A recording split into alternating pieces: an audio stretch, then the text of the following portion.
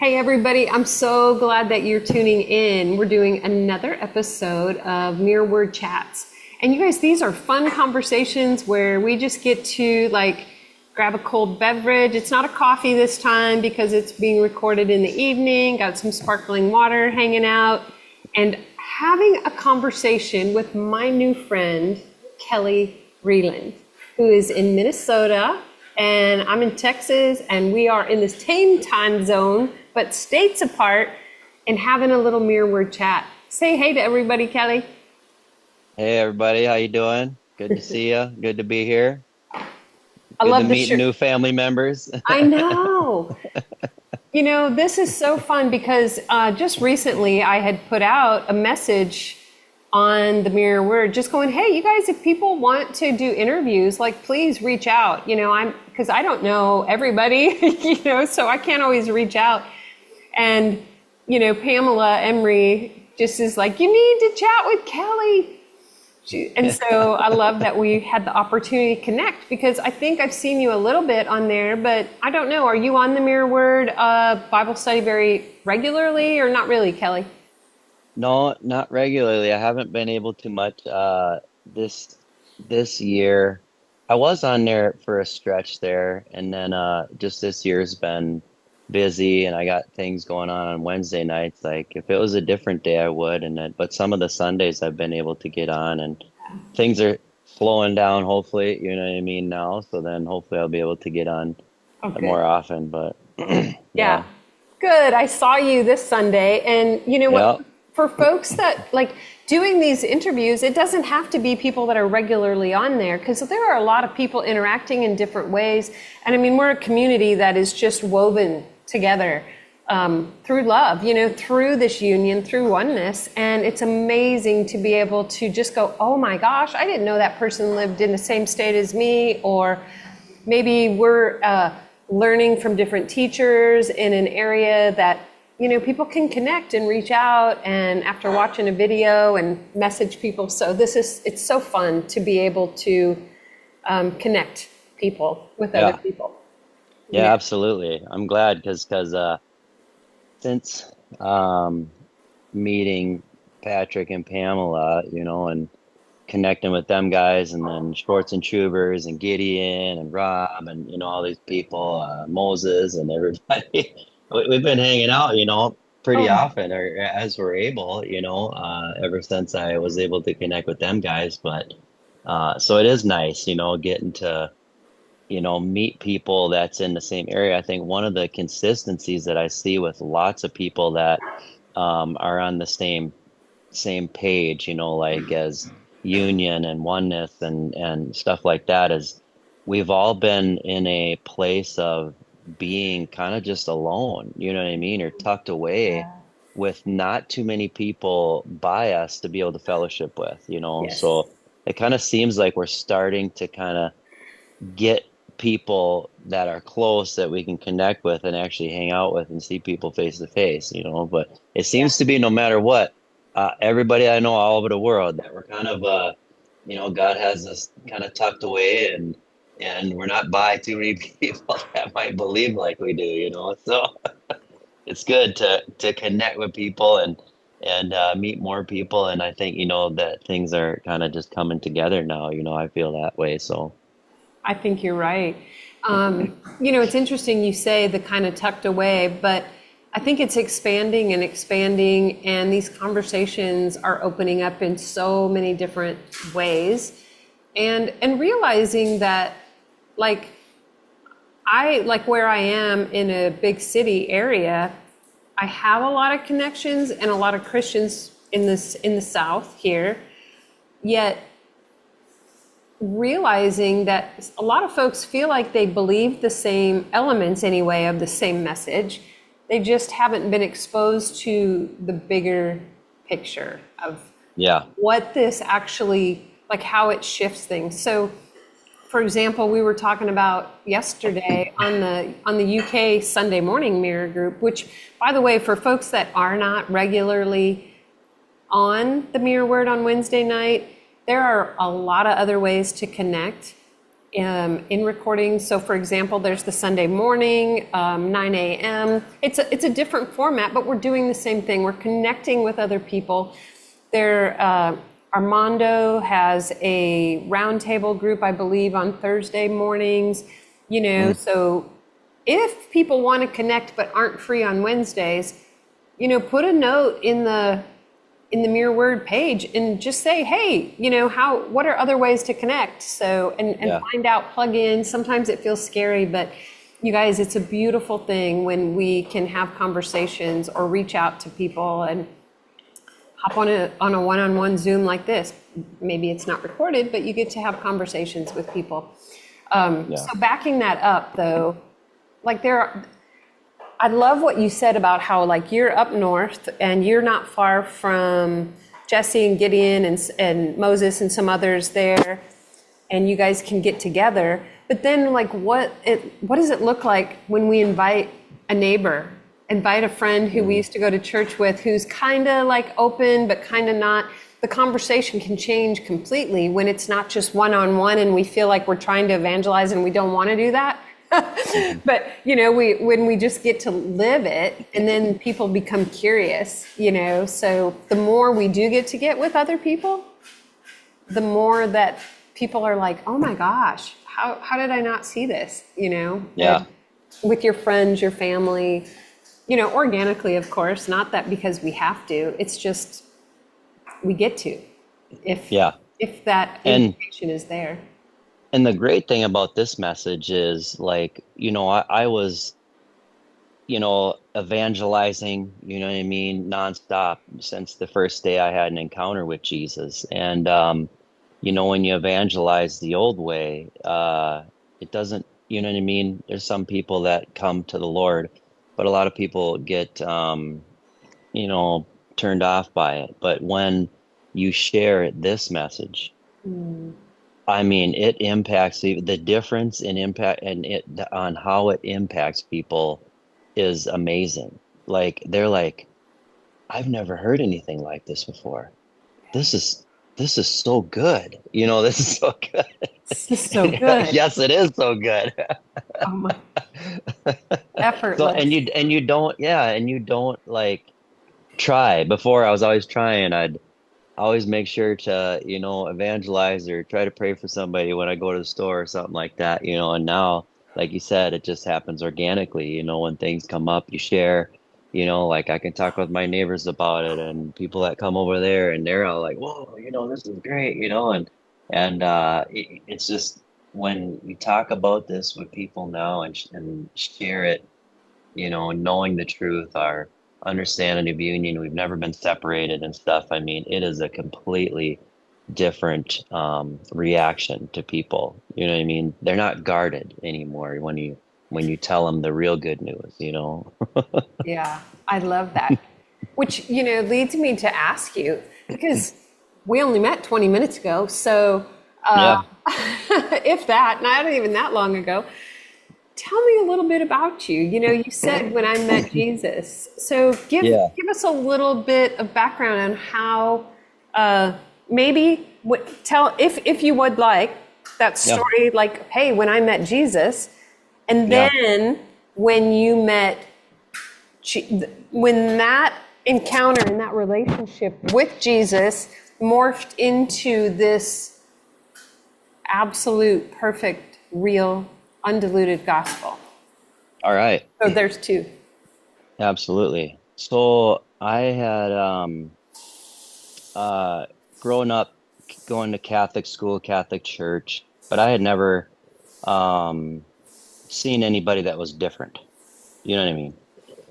So I guess in my heart, I was like, well, if there was a God and somebody knew this God, I just knew that they'd have to be different, where I didn't see anybody who was different.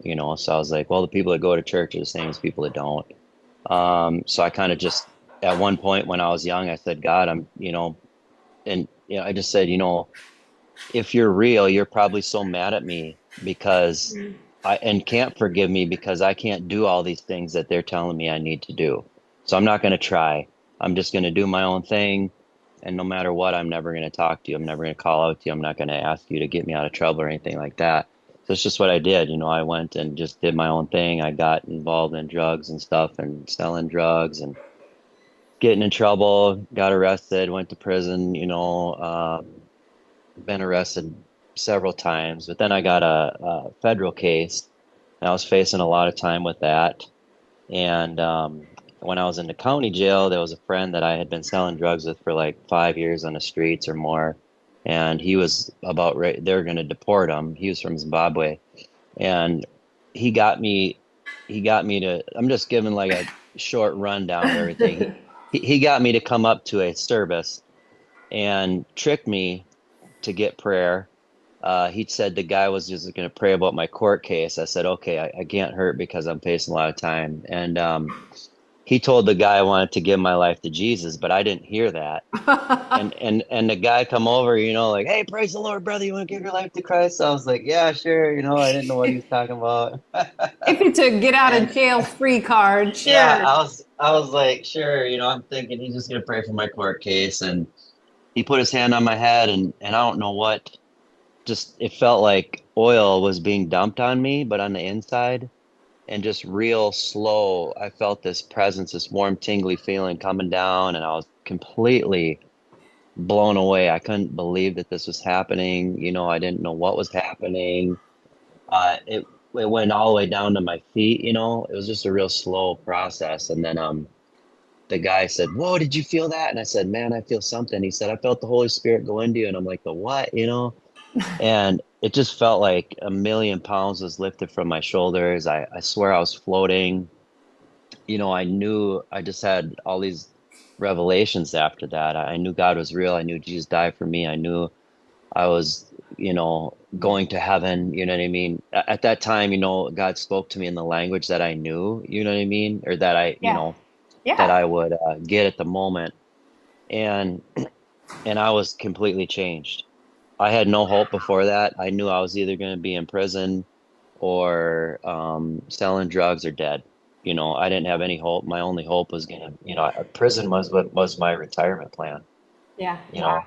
know, because I didn't. I knew that whatever had a hold of me was going to a treatment class and talking about it wasn't going to get me free from whatever had a hold of me. Because there was a darkness that took care of me. And when I was doing bad stuff, it looked out for me, and I had faith in that. I knew it, but that was the change in me. I ended up getting 10 years. I got 12 years in prison. I did 10 years on that.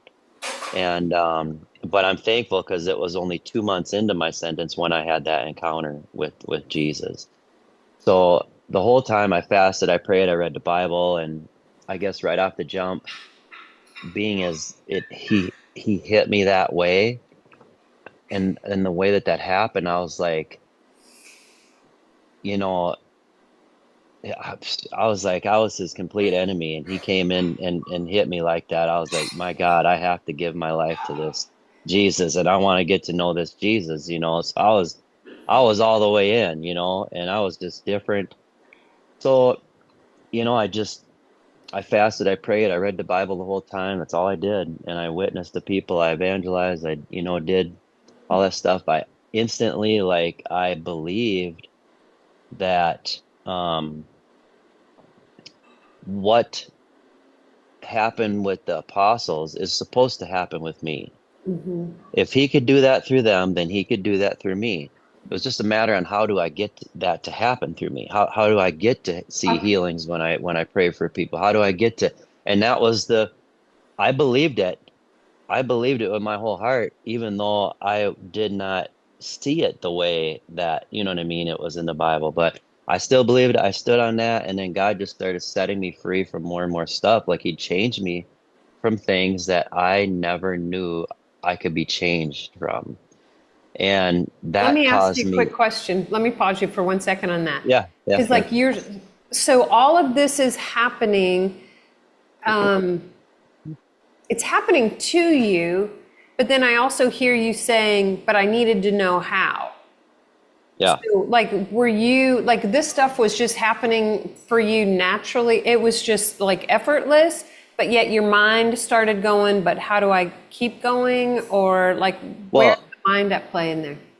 I was experiencing God and I was really experiencing him in ways I would feel his presence. I mean, it was a lot of stuff that was happening, and that I was experiencing and that he was like freeing me from. Like with my mind was so messed up that I could not control it at all. It was like nonstop terrible things going through my head all the time that that was my life. Hmm. And I thought that that's what everybody else's was too, because that's all I'd ever known. And so I didn't know I could be free from that. I just thought it was, and it, so even like when I wasn't on drugs, staying up on drugs, I still stayed up because my mind would not stop. So it was a terrible, you know, situation to be in. But like maybe 6 months after I had the first encounter, I was reading the Bible. I just knew I had to do more because it took me more to absorb anything. Yeah, So I get that. I would constantly read, read, read, read, read. I was reading the Bible like 8, 10 hours a day. You know what I mean? And then I'd pray during the lockdowns, and and that's what I did. And just because I just wanted to get to know Jesus. Hmm. And I kept on just experiencing stuff, and I could finally sleep after I had that encounter with him. And as I started reading, so one day I was reading the Bible. I couldn't remember what I read. I just remember I read it over like 3 times, and I said, God, I just want to get to know you, but my mind's so messed up. Can you please just help me? And all of a sudden, just poop. It was like a light switch happened, and all that crap went. And I was like, oh my God, what just for the first time ever, my mind was blank. And I was like, I just sat there and I was like, oh, this is so nice. So that That's it fascinating. was it was things like this that was consistently happen. He'd send me guys, like he'd send me inmates that were um super powerful in the Lord. Like there was 2 guys that he had that he sent me while I was in the county jail that helped me a lot. Um, but yeah, so I believed, if he could do all these different things that I was experiencing and that was happening, what else could he do? And I knew that I was supposed to be able to pray for people and see them get healed and prophesy and all these different things. Just a matter of how do I get that to happen through me? I believe it, I see it in the Bible, but how do I get that to happen through me? Then I met people that had it happen through them and that it was happening, like um so I'm like, man, I want to get this to happen through me. And it was uh the whole time, in prison, like I said, I did 10 years and I just spent time with God because I was like, well, if I don't get free from the things that are have me held down, there's no point, if I have some kind of trade skill or something like that. You know what I mean? Like I'd just be going back to what I was doing before. And then the Lord told me, like, don't worry, just and I realized too, like, if I know Jesus, if I know him, I'm not gonna have to worry about anything, you know. So that's what he pretty much, he gave me dreams and freed me from worry and stuff like that. And so that's what I banked on. I banked on just giving my life to him, do it, and focusing on him. That's what I did. So I did the whole time. Um, then I get out and it was like he threw me into deliverance and healing and inner healing and stuff like that. Because I was instantly thrown into that. Like I had met someone um, from a guy that I was in the county jail with because they didn't have a halfway house in the town that I was from. So I had to go to a county jail for 3 months um, Wow. as a halfway house. So I met this guy in there. He connected me with a friend of his, this girl, and we connected 'cause she knew God. And I said, I don't know anybody in the area. Connected with her, and then she's like, I'm gonna kill myself this week. And I was like, what in the world, and she's like, it's not me, but I can't control it. I can't stop it. And I'd read a couple books on deliverance. So I just did what the book said because I said I can't just let her die. Yeah. And so I just looked her in the eye. I commanded that spirit to come out, and man, it came up, and it started swearing at me, and she changed. I just kept telling it to leave until it left, and I was like, yeah, like, oh yeah. Whoa. Oh yeah. So then we kept doing different spirits, whenever we'd leave, and then that just left into, I said, well, God says I'm supposed to do this, so that's what I started doing, like I started praying over people for deliverance, and then I got her to a point where she could pray over me to get stuff out of me because I knew I needed stuff, I knew that there was stuff in me, and I couldn't really talk with pastors or people about this per se much because they didn't really have a grid for it. I tried to, but they didn't, So it was pretty much just me and God, and he taught me, he just would lead me into these things, and it was kind of funny because I would do deliverance and then I just got into inner healing stuff, like dealing with personality splits in people and all that kind of stuff. Um, it's maybe about a year and a half before I actually seen somebody get healed, just by me going up and praying for them to receive physical healing, even though people would get healed if it was caused by a spirit, and I cast that out. Um, so I did that for maybe 3, 4 years or something like that, just nonstop. That's all I did. I would go and pray for people. I'd pray for people to, be healed and do deliverance. But during that, I was like, this isn't what Jesus did. Yeah, I was just So thinking so that. I know that I said, okay, that I'm getting some results, but it's not what Jesus did. It's not supposed to be like this. It's not supposed to be taking this long. So what the heck is going on? And I'm like, God, you got to help me. And truly, I just wanted to know him. And there was still stuff in me that needed to be dealt with before, and that was what I truly wanted, to know him. So even though I was seeing these things happen, I still didn't know him the way that I wanted to. And so that's what that was the cry of my heart. It's been the cry of my heart. Like, I just want to know you. Yes. Yes. I just want to know you. Mm. That's all I want. Yeah. And and I got burnt out, you know, and that was when he started telling me about rest, presenting the message of rest to me.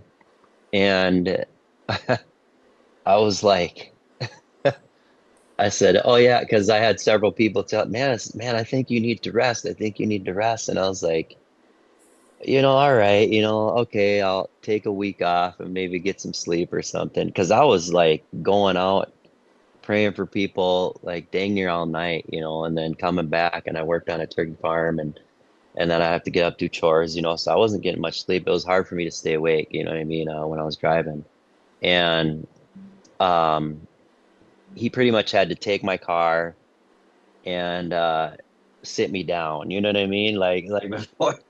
Wow. And then I realized that, I was like, oh man, like this is serious. And then, I was part of this ministry thing, and I read a book about God's generals. It's a book. And I was like, holy, because it was about like Smith Wigglesworth, different people, Mariah Woodworth Etter, Hmm. Hmm. John G. Lake, all these different stuff. And I read this book and I was like, my God, they died. They burnt themselves out and they Yes. died. Yes. That's not supposed to happen. You know what I mean? I was like, so something's really off here.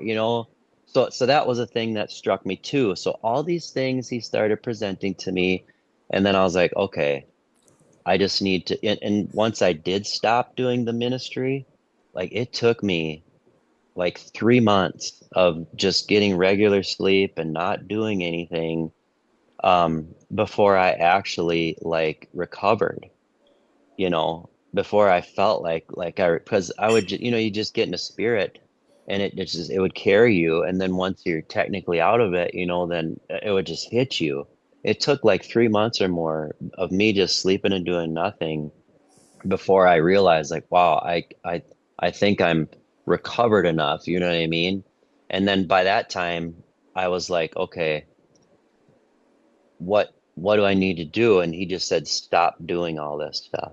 Okay. And I was like, okay, because I knew there's the temptation. You can keep doing this because everybody's like, oh man, you got a ministry, you got a deliverance ministry, you got an inner healing ministry, you got a healing ministry. I was like, no, I don't. You know what I mean?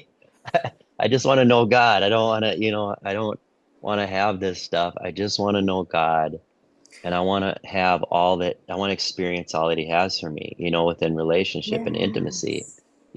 and he told me to let go of everything. And I said, because I knew that it was the only way to get to that, Well, because, that's what I was you, just going to ask you was, so I'm picturing this scene unfolding.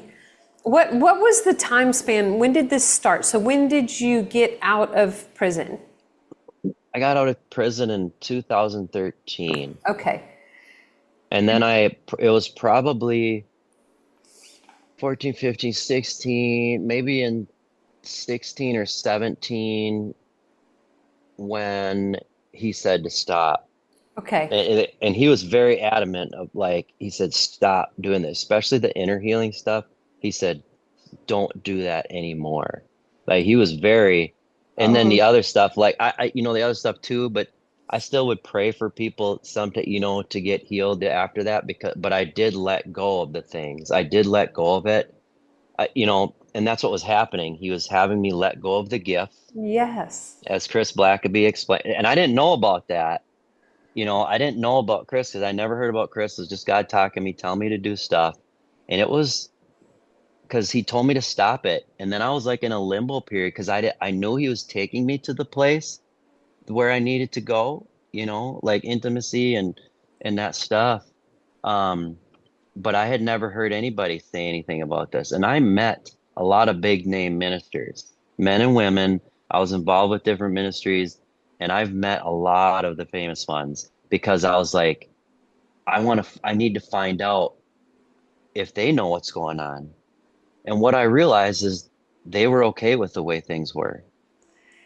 Oh And my I was like, gosh, I Kelly, said, what you're saying is so important because this is, and I'm sorry to interrupt you, but it's like oh, no, no, no. I want to make with this segue of, your experience, your encounter, your unique way of encountering Yeshua was for you, and everybody's Hmm. is so different and unique. And Yep. people will listen and be like, "Well, I didn't have that." And I mean, me personally, I haven't had that kind of encounter.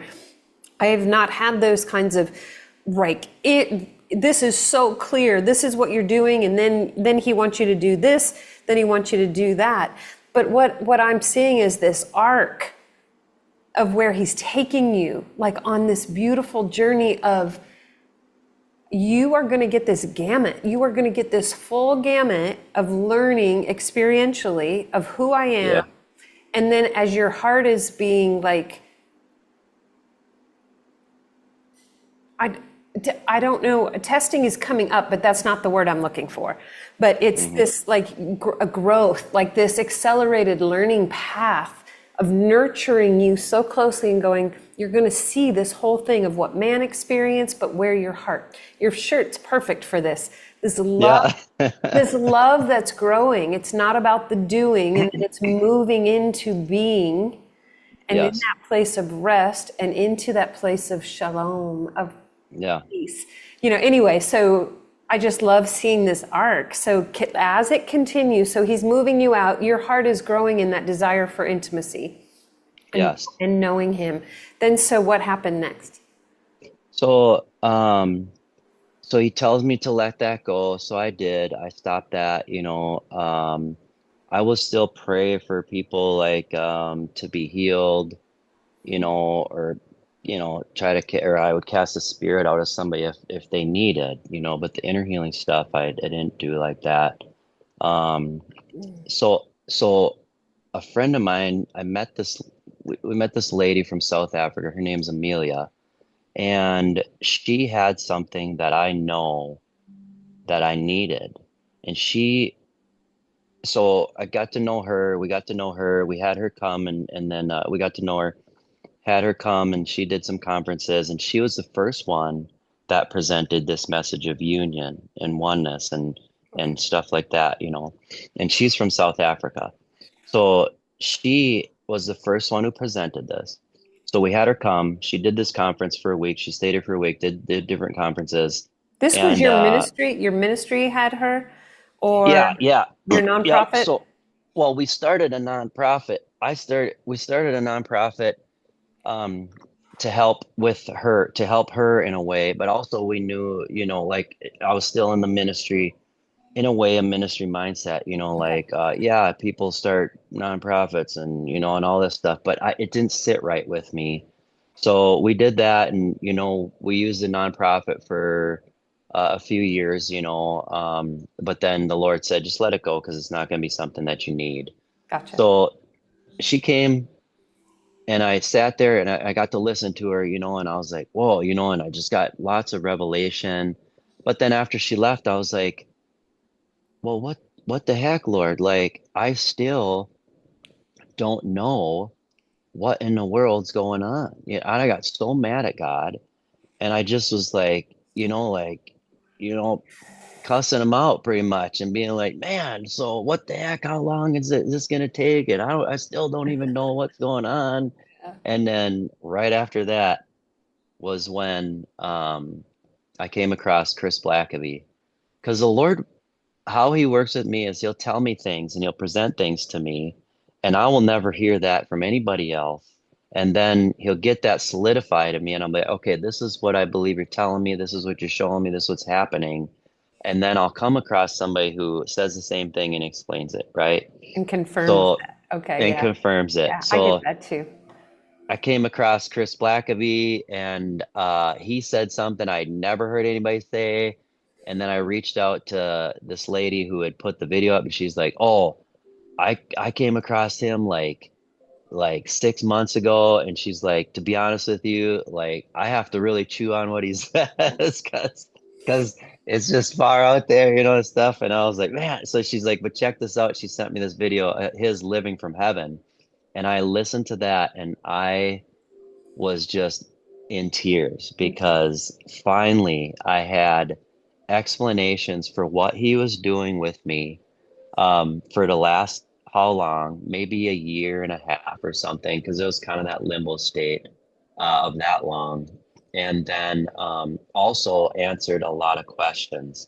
So like when Chris explains how, you know, he gives you a gift and Yeah. then, The you know, jacket. that gift, yep, the jacket or the training wheels. And I was like, oh, that's he had me give back the jacket, you know what I mean? How long ago? And he told me to stop praying for people like that. And now he's gonna produce it in me as me being a son and from a Yeah. place of rest, you know, rather than because you have to be authentic, and that's all I've ever wanted. All I've ever wanted was authenticity. You know, I just wanted to be authentic. I want to be authentic because I know there's superpower in authenticity. um, so that's I came across him. That gave so many answered so many questions, and then confirmed so many things. So I reached out to Chris, and we connected, and now I'm friends with Chris. And and then it's just been that journey, like when that was presented, and then this rest, you know, was presented. It was like, man, he really it was like for several months I was in this state of rest, and I experienced all these different things that was like who we're supposed to be. And it was awesome, you know, and then but then it's God, he's having to deal with all the things in me that don't agree with that, you know. Like we're Mhm. fully whole, we're fully one. Everything that Christ is in us, and that we are.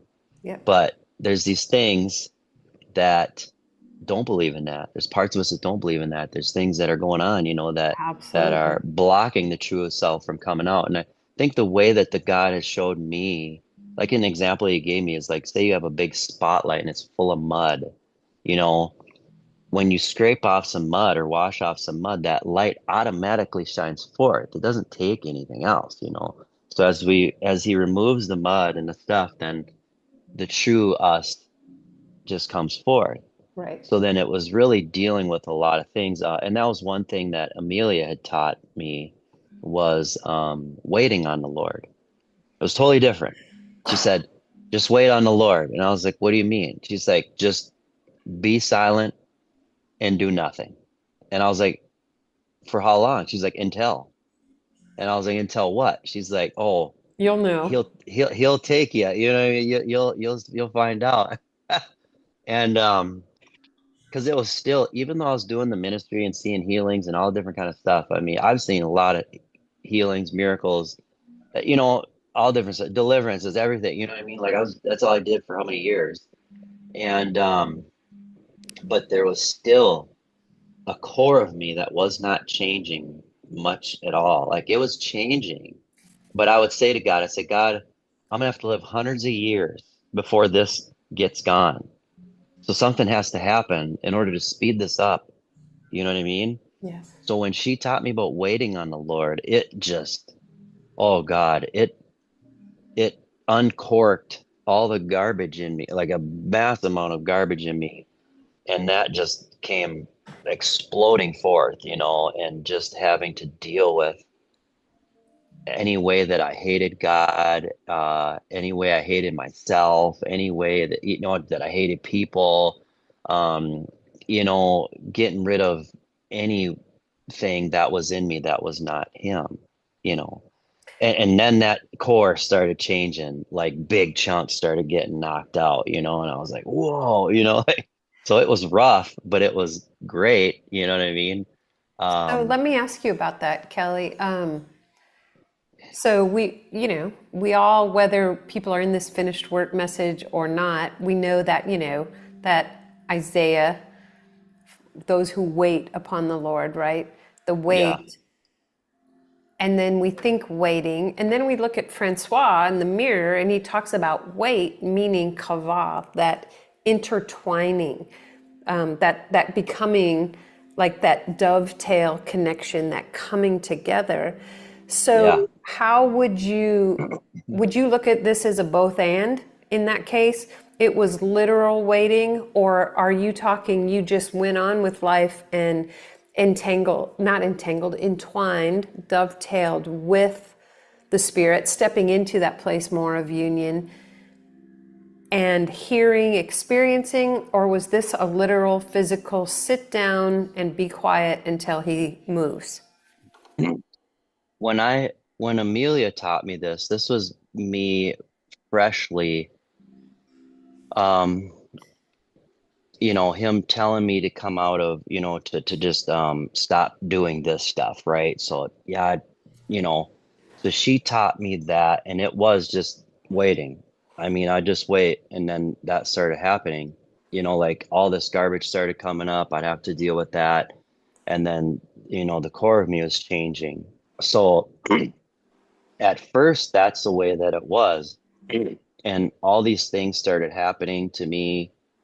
Uh, yeah, a bunch of crazy stuff. And then, but then there was a time where it kind of calmed down.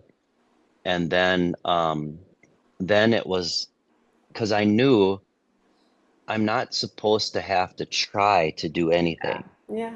I'm supposed to be, although, so a lot of this was him just continually showing me how I was continually still trying. And one of the ways that, because I was so angry, anger has been a thing that has been probably the main thing that it has been in me that I've had to deal with. And the Lord told me one time, He said, imagine that you were in your house, but everything that you were doing was to try to get in your house. How would that make you feel? Well, it'd drive you crazy. He's like, yeah. So you're doing all this stuff to try to do ministry, to try to get in good with me, to try to make me happy, to try to make me proud when you already have all that. You know what I mean? So I was like, oh man, you know. So there was a progression of it. You know, now my rest is just simply being, because he told me several years ago, like part of the process, he said, quit praying. And I was like, quit praying, like what? No. Oh God, it was funny because I was like, what do you mean? He's like, quit praying. And I'm like, what am I supposed to do then? He's like, just quit praying. And I was like, okay. And it was funny because like a week later I was gonna, and he said, don't do it. Don't do it. And I was like, oh man, he got me. You know what I mean? I was like, dang. Um, and it was that way for a couple years, Wow. like just don't pray, and don't what and it's not like I couldn't put some thought, it's not like he Right. didn't Yeah. talk with me, tell me things, but it was no longer me going, oh Father God, I just wish, please help me, or oh, can you do this? Like that stuff. It was simply resting. Mm-hmm. And so there was a difference of rest. There was a progression of my rest because of where I was at, because I was, man, hardcore, driving on it. So the first thing was just me sitting there and then the Lord moving on me and stuff. Then it was, kind of like a rest of, I don't need to pray. I don't need to, do anything. I just needed to be happy and satisfied with my life. And, which I'm still trying to, which I'm still allowing him to bring me into that deeper. So now, like, there's a shift where I'm at now is God wants me to see myself as him. I need to move and live in that oneness. You know what I mean? Yeah. So I don't ask him to do things. He's saying, no, you do this. Yeah. And it was kind of frustrating, because several months ago, that's what he said. I was like, God, no, you do it. What do you mean? So he's teaching me, how do Speak I do this? speak to the How, storm, right? exactly. Ellie, why You is do it. there a hurricane? I don't, God, why is there a Exactly. hurricane? I don't know, Kelly. Why is Exactly. there a hurricane? Exactly. So it's a progression of that because we have to come into a state of being, know that we are in a state of being and to quit trying, you know. So it's been a progression of rest and what that looks like, over the course of what maybe like 6 years, as far as that goes, because we met Amelia maybe 7 years ago. I met Chris, came across Chris. It was in the end of 2019, I think. And then he came to our house in 2020 and stayed. Um, but yeah, it's been, and then just progressing in that understanding, And so as far as to tie in the mirror with this, um, you know, I read the Bible so much in prison. I mean, I knew that thing front and back, left and right, up and down, all over it. But all it brought me was confusion because it's not presented in the correct way. You know what I mean? When you have it geared towards separation and you can see love in there. And what I would do was, since I was out experiencing things, like you can have verses about women. You know what I mean? Oh, Yeah. yep, women are second rate. They're supposed to just be ruled by men and all this kind of stuff. And I'm like, but when I would meet women, I had a bad view of women, before. But then when I was in prison, just right after I first had that encounter, once I got to prison, um, I met all these women, several women. They had this one, it was called the Cruciles. It was this Catholic Yeah. ladies that came in, and some of them had gifts of the Spirit, and they were just super nice, man, and loved you. And so, and they were impactful in my life. So I'm like, okay, something has to be off about these verses, or I don't understand the meaning, because the fact is, women are awesome. I'm being impacted by women. God is using women to change me and to help me in my life. So I can't sit there and say that they should be, the way that it seems to be presented in the Bible. You know what I mean? In some ways, So yes. Yeah. in some ways. Yes. So that's what I have to do with everything or anything, Abraham was a man of faith, but to me it seemed like he doubted. So it means, quite a bit. So it means that there has to be some sort of doubt that God's okay with. You know what I mean? Mm. So different things, I would have to kind of, just common sense and what you're experiencing out in the world, you kind of got to take things with a grain of salt when it comes to that. So once I got out and then I got into doing all that stuff, I just, you know, I wasn't reading the Bible. I thought, you know what, it's just bringing me confusion, and I'm just going to let it down. I'm going to set it down. I don't, because I knew it too. I mean, so that's where it was. I didn't read the Bible for a long time, for a lot of years, maybe, dang near since once I got out until I came across a mirror. So I just never plan on reading the Bible again. I was like, man, I don't need it. God speaks to me clearly. That people didn't have Bible for how long? You know what I mean? And Right. they're okay. Yeah. You know what I mean? And to be honest with you, the way that with people's distorted understanding and how they're interpreting and how they're using it, I'm like, man, it's done more damage than good, technically in a way. You can kind of see See that. that for sure. We do see that a So lot. so I wasn't gonna read it. I have a friend, Cassie. Cassie, she's on the mirror stuff at times, but she was doing the mirror Bible studies, and she was reading the mirror, and then she told me about Pamela and Patrick, and I met them because I know Justin Bach, and he had John Crowder here in the cities. So I went there and I seen Pamela and Patrick. Everybody's like, "Oh, you got to get to know them. We got to meet them." I didn't get a chance to really meet them then, but then Cassie said, they invited me to come to their house when they had a get together because they didn't live far from me either in Wapaton. So I knew that it was time. So I went and I got to meet them. It was awesome, and they gave me a mirror Bible, Sweet. and I was like, man, okay, awesome. But I didn't really plan on reading it because I was like, I'm not gonna read the Bible Yeah. anymore. But then Cassie was like, oh God, man, you got to look at what he says about John the Baptist and all this stuff. And I was like, all right, let me check it out. You know what I mean? I'll check it out. So I started reading it and I was like, oh my God, this is what God has been telling me. Oh, this experience is what I had. Like I started seeing everything in this Bible, my experiences, everything God had been telling me for the last how many years, all this different stuff. And I was like, oh, oh, this is awesome. Like God's son. And Yes. he's explaining stuff well, and he's telling why this happens and why it's like this, and everything is falling into place. And Hmm. so I read it, man. I read the whole thing. I just couldn't get enough of it. And I was like, um, it's the first and only Bible that I've ever read that flows perfectly. I didn't get confused. I didn't have any there was no contradiction. There was no anything. All the stuff I read in there was everything that God had been telling me for years. Um, it was kind of funny. And I shared this with Francois. Um, when I was praying over people and doing deliverance and stuff like that, um, a lot of times I'd pray for them and like just if I'd remove a spirit that was blocking their gifts or whatever, like just boom, they would explode into gifts of the spirit, or hearing from God. And a lot of times it was people that didn't go to church, they'd never been to church or anything like that, didn't know much about anything.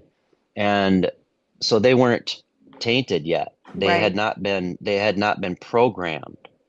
So what I would do is I'd ask them to pray for me, and they would pray for me, and then they would get words or they would get different things, and all those words usually that I got from the people who weren't tainted were this message, and were the Bible, were like the mirror Bible, and they were the message of union and stuff.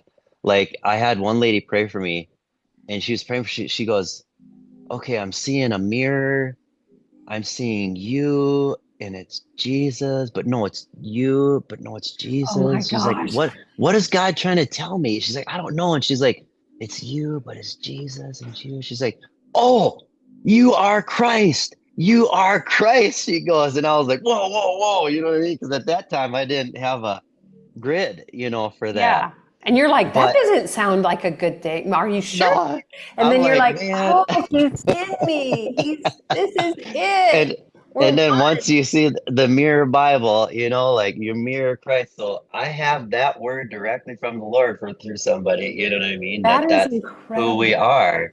And it was, she said, it's a mirror. It's you. It's Jesus. It's you. It's Jesus. Oh, you are Christ. You are Christ. And I was like, oh, whoa. We could be like Jesus, but not Yeah. as, and Like, let's stuff. And back up that truck a little. yeah, yeah. But she was correct. And then, other people would too. So I hold, those words in my heart they came back to remembrance, whenever, this stuff. So yeah, the Mirror Bible to me is the only Bible that I think people should read technically. I mean, you're safe with that. The main points, one thing Justin Abraham says is the Bible is meant to be the springboard into the substance. Yes. You know what I mean? Yeah, So the John 1:1. it's a stepping stone, that's what it's need to be. It's not something to be, you know, people have used it to just restrict themselves, whereas if you were reading the Mirror translation, the sky's the limit. You will go wherever God wants you to go because he's telling you who you are. He's telling you will understand union, you will understand oneness, you will understand God's love, you'll see things through the proper lens that will be able to bring you into the ultimate place of life that God has for you. Whereas the other translations there's always that gear towards separation and judgment and all these different kind of things.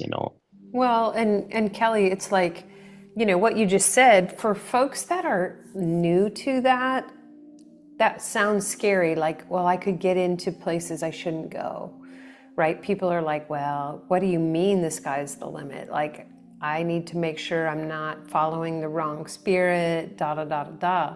What do you have to Hmm. say to people that are like, I've been put in this box in this direction, so I need to stick with my NIV. I need to stick because they don't understand the context in which those were written. They haven't done Yep. the research yet. When we do our own homework, we start to realize why some of the verbiage in some of the translations are what they are because they take on political culture or Yep. different things that impact, versus people saying, yeah, but it's the word of God and that's what we've grown up with and that's what we know and that's what we trust, versus what you just said can scare some people to say, I need to read just this and the sky's the limit. What do you say to that? One thing John Crowder said that hit me and it was wonderful. He said, "When I want to know my wife, I spend time with her. I don't sit there and read a book about her." Yes. Do you know what I mean? Yep. So that's one thing, but when it comes to what I want is results, okay? When I'm doing anything, if you don't get results, then why do you keep doing it? Okay? The teaching that we have had for hundreds of years is not getting us the results. Okay? When it says that Jesus healed you of all sickness, infirmity, disease, and pain, and you are not experiencing that, something is very wrong. Amen. And that is why I have it's driven me because I want results. I'm supposed to know Jesus. He told Moses, he told the people, like, Moses, I speak to face as a friend. You know what I mean? And that's what I want. So you're looking at a pastor who's been a pastor for 30 years. Most of them don't even see somebody get healed when they pray for them, Right. much less experience the reality of who we are and what Jesus has done for us. So is that Bible that you're reading going to bring you into the fullness of the stature of Christ so that you can free creation from frustration, like it talks about in Romans? Because there's been people reading that thing for a long time and they're not getting to that point. Right.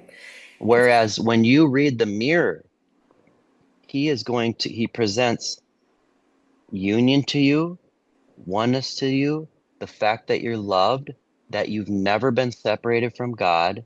You see, I have a friend who is a doctor in psychology. She's a doctor in psychology and she understands the hundredfold. She understands this life, okay? And she said, when I was going through all my crazy stuff, I was told her, I said, man, I've got all this anger, like I feel like the Hulk, when they asked him, like, what's your secret? He says, I'm always angry. And I said, that I can relate to that. And she's like, oh my gosh, that's so awesome. I was like, what do you mean it's so awesome? She said, your body holds all your trauma. When you feel safe, it can release that trauma. How can you feel safe with a God who is after you, who is against you?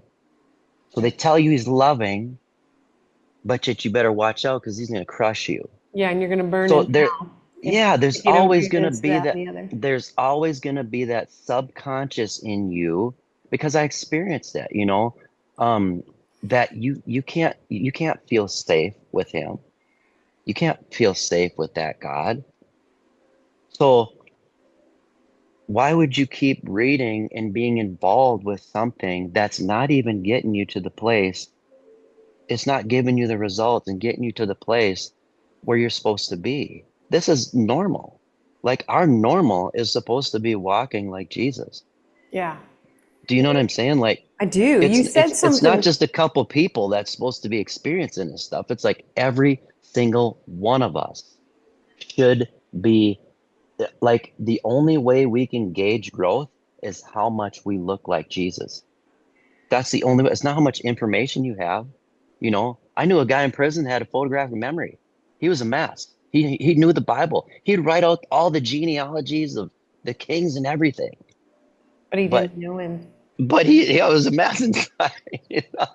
So information doesn't get you there. It's only changing and allowing him to see who you already are. You know what I mean? Hmm. Like, so with me, the mirror confirmed all these things that God had told me for how many years now. With Jesse Schwartzentruber, it took him to read the mirror before those things came to him. So, like you point out before, each person, depending on what you've been through or who you are or whatever, you know, it God is gonna. That's why he's personal because he's gonna tailor, um, make his relationship with you, which you should be in control of that, man, not another person telling you all this stuff to do that doesn't even work for them. I mean, I know so many Christians, they're running around like chickens with their heads cut off, man, trying to Oh find out yeah, the next thing, like, oh, I've well, been. maybe if I eat good. Yeah. Yep. You Been follow all there. these things. Well, I'll go down this path and this didn't work. Well, let's go down the sozo path. Oh, yep, that didn't work. Okay, let's go down the healing path. Yep, that didn't work. Let's go down, the eating better path. Yeah, yeah, let's go down trying to find out our family line, all this stuff. And God is like, just rest. And I'll show you. And I'll bring you into that, man. What you said about being results oriented. Like I want, am I getting results? I mean, for me, that was a shift in time, like sitting in a pew just going, we talk about healings, we talk about this stuff, but there isn't any. There isn't any of this going on. Yet for me, it was, you have to show me, God, I need you to show me what's next. Because like I was sensing it was time to leave church Yep. and just back up and be still, entwine, do a lot of deeper healing that wasn't getting done when I'm so busy with all of the Bible studies, leading all of these things and not feeling like Jesus is anywhere. Yeah. There's there's a twofold here because I'm hearing like, yes, we want results and we want those things, but that's not the goal. The goal really is the relationship. And it was almost like he took you on Yes. that journey because he's like, I'm going to show you this stuff. And yeah, you can do all of these things. And then so like literally what you talked about, this shift in the translations, I also like to read the Passion Translation Yeah. too. See, I have one of those because a friend bought me it, but I've never read it. So I've never read the Passion Translation. I like to Um, compare them because it can help me like stay in um, like the stories that I'm familiar with.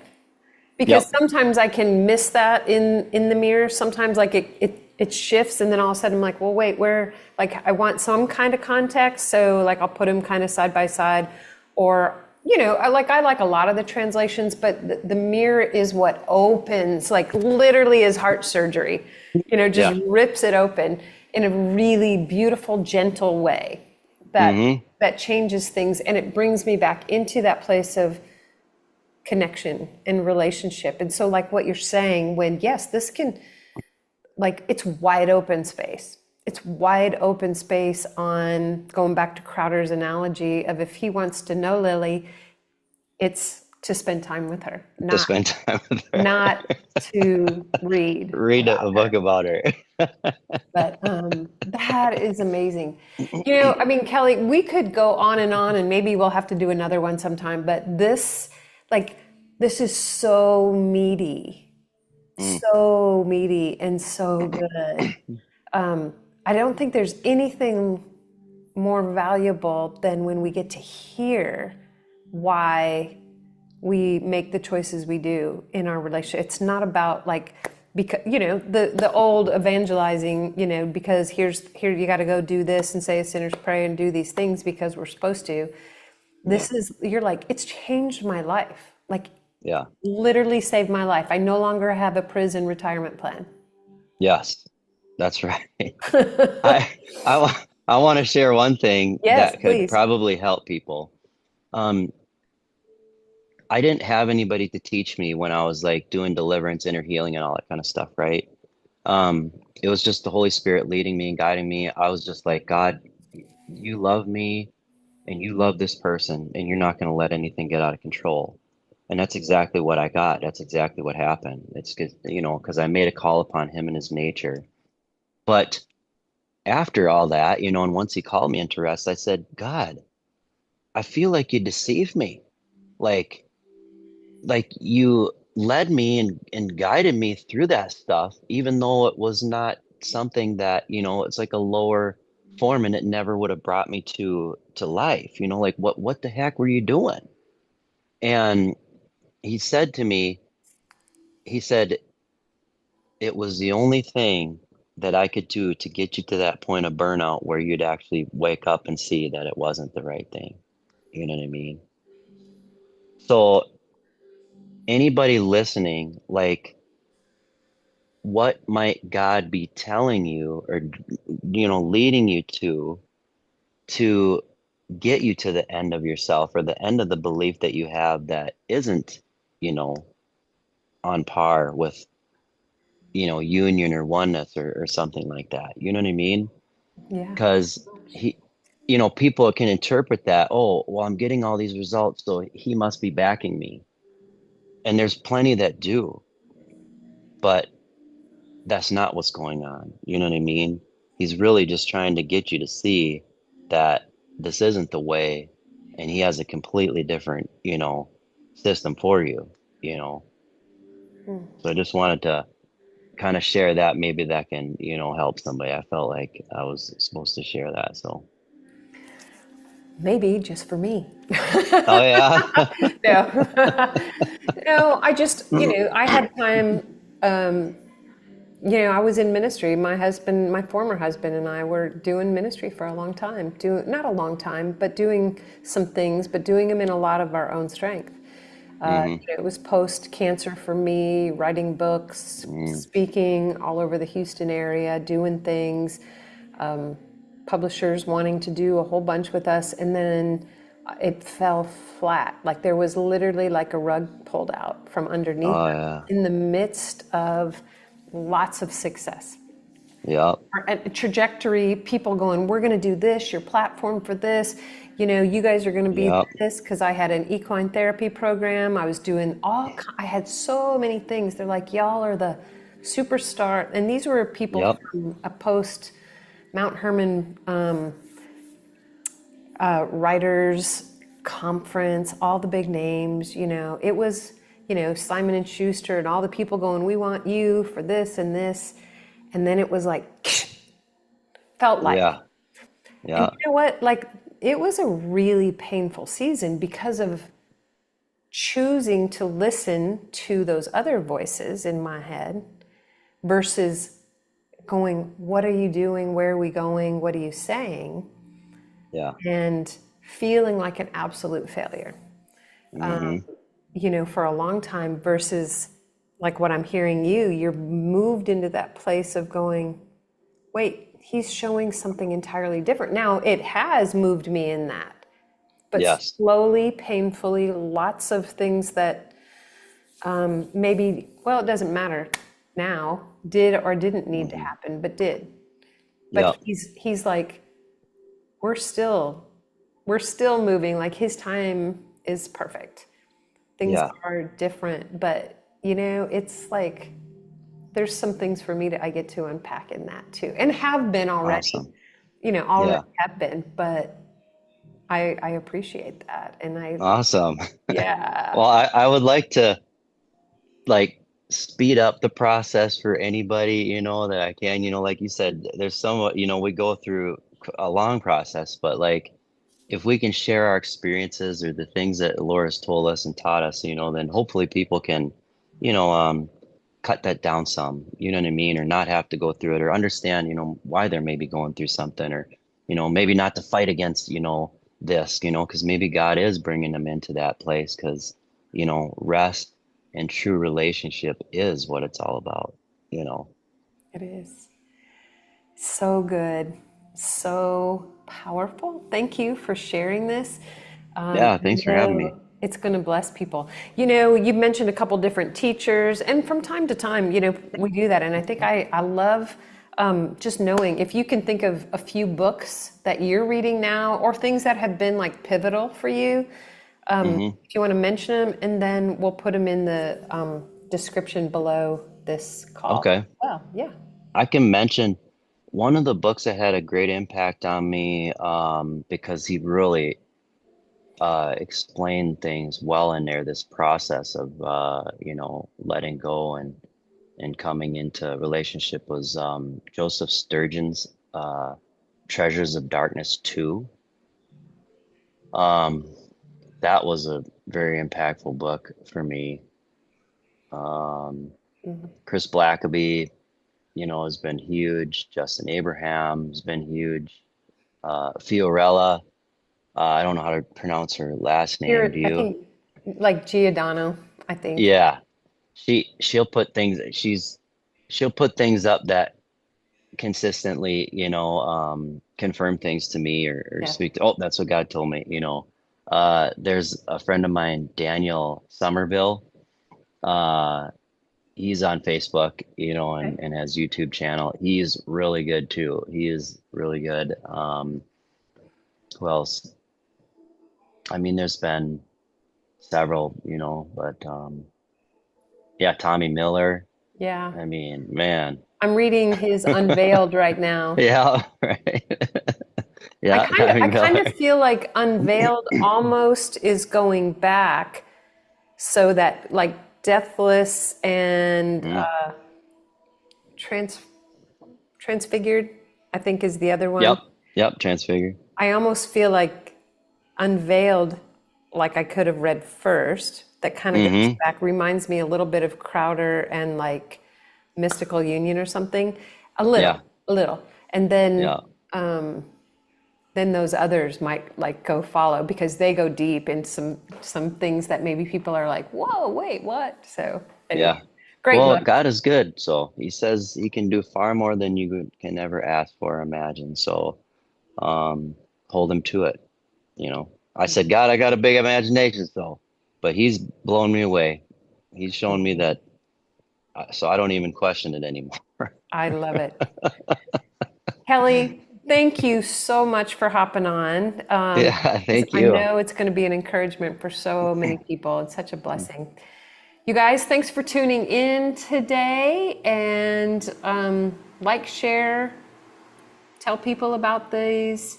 Listen when they're encouraged. We love having folks hop on and comment all the good things. Thanks for joining us, you guys. We'll talk soon. Bye bye.